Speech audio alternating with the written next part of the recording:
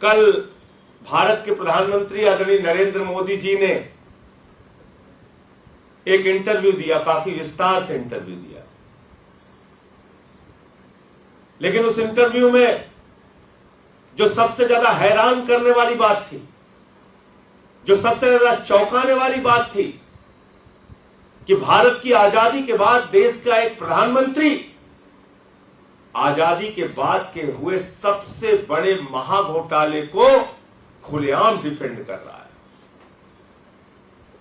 भारत के प्रधानमंत्री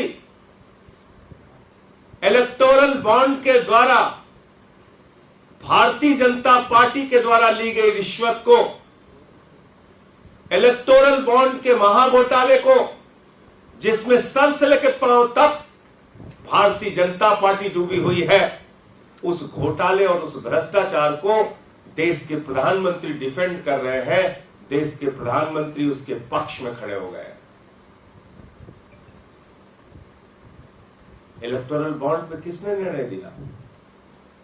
electoral bond को किसने अनकॉन्स्टिट्यूशनल कहा? इलेक्टोरल बॉन्ड को किसने अवैध कहा?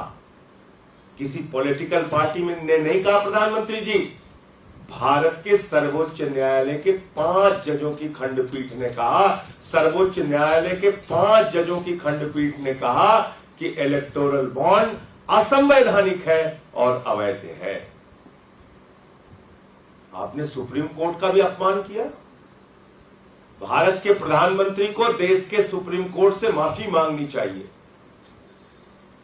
भारत के प्रधानमंत्री को सुप्रीम कोर्ट के फैसले की आलोचना करने के लिए और इलेक्टोरल बॉन्ड के भारतीय जनता पार्टी के भ्रष्टाचार को डिफेंड करने के लिए इस देश की जनता से माफी मांगनी चाहिए। खुलेआम आपकी पार्टी ने रिश्वत लिया।